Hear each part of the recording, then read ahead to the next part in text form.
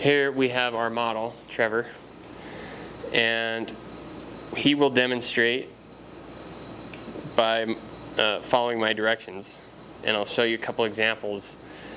So right off the bat, Trevor is just in a neutral position. So a lot of your subjects will get to your station and just stand or sit, if they're an adult, as they feel comfortable. And so Trevor's just, that's how he sat down and that's how he is. So what we'll do now is, you notice on the right side of his nose that shadow.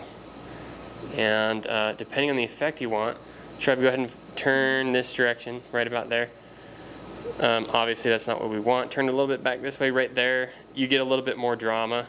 Or if I have him bring his face to this side, see how that shadow goes away? What I'm doing is I'm pointing his face towards that key light. So come back this way, right about there.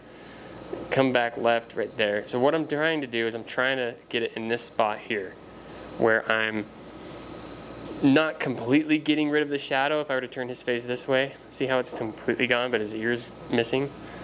I'm gonna bring his nose back right about there. So he's got still some drama from the light, but he's not casting a dramatic shadow like this. So Trev, go ahead and return center. So usually what I like to do is I will first have them sit up tall, there we go, and relax the shoulders. And now turn your nose right about there, perfect. So now that we got the nose direction right, like if you see here, you can still see some of that shadow, that's fine. We don't want them turning too far this way. That's not what we want. We want it right about there. So it's not straight on with the lens, it's just to the side of it. And so Trev, go ahead and tilt your chin down for me. Right about there. See how he's looking out the tops of his eyes? A lot of students will do this. You don't want that, okay? You don't want them to look angry or menacing. Go ahead and Trev, raise your chin, keep going high. Now you see how I'm looking up his nose?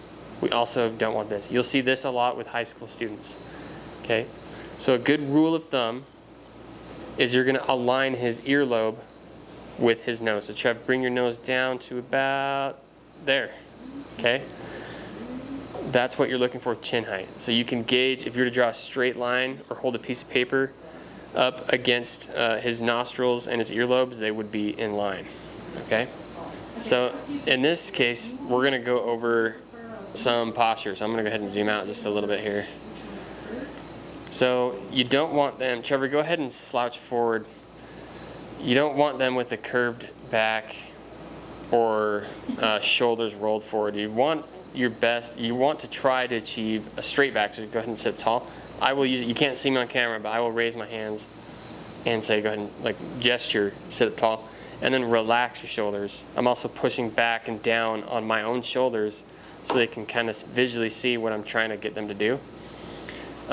Oftentimes with little kids, when they're excited or nervous, but mostly when they're excited, hopefully you're making them excited, they will shrug their shoulders and they get up high. I would say 80% of the time, or 80% of the kids, you need to tell them to relax their shoulders. So what you don't want is you don't want the shoulders up like this. You want the shoulders to be down and relaxed, okay? Another thing to pay attention to, Trev, go ahead and rotate your body this way. You don't want them turned too much. Go ahead and turn a little bit more. Sometimes you'll see this with staff members. They're trying to make themselves less wide, and so they turn completely sideways. And now if I'm trying to get his nose in the right direction like we covered before, it's getting a little weird, Napoleon Dynamite kind of vibes. We don't really want that. Yes, there's the uncovered, that's exactly what I'm talking about. So Trev, what we want to do is we want to rotate their knees. I will point their knees with my hand. Again, you can't see me on camera, but turn your knees right there, perfect, and now bring your nose back. Great job. Keep in mind we're doing yearbook, like government ID photos, so we're not seeing this as the image, okay? And so we will be seeing something more like this as the final result. So again, Trev, go ahead and turn all the way to the side. We are avoiding this posture with people. Although, you can get artistic looks that look great. I'm not saying it's a bad photo. I'm just saying for the purpose of the yearbook photo, we need to bring their knees more straight on like this. Perfect. And they can vary. It can be the other direction too, where their knees are on the other side. Let's Trevor rotate like that. Again, that's not what we want. I always have them bring their knees back. And if they have a preference on what side they want, I'm usually just angling their knees just past either side of my tripod, just to give you guys an idea of where I'm telling the knees to go. Generally speaking, you turn the men towards the broad light, so broad shoulders to the broad light or key light, and you turn women the other direction. Trev, go ahead and tilt your chin down, and then tilt your head out. Right, you're gonna get more of like an S shape. It's more feminine pose when you turn them away from the light.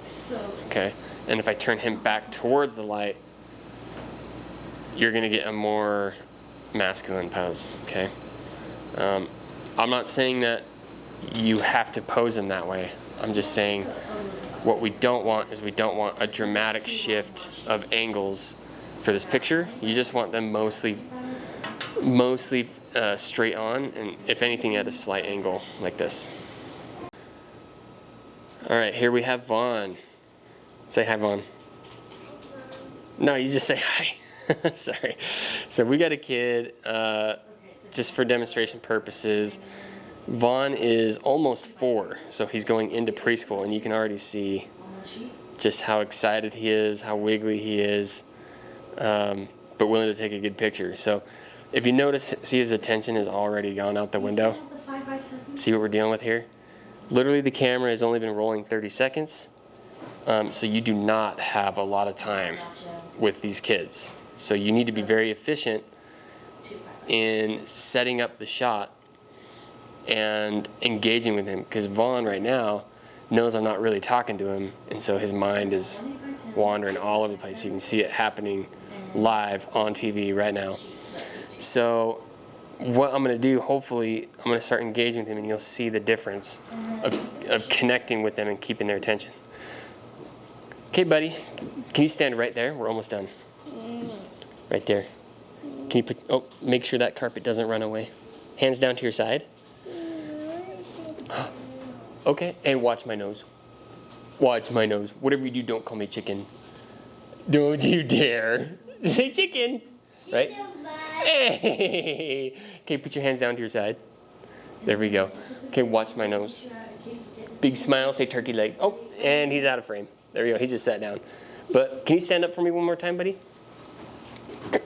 As you guys can tell, maintaining that eye contact, maintaining that conversation, you could notice like his beforehand, his attention span was all over the place.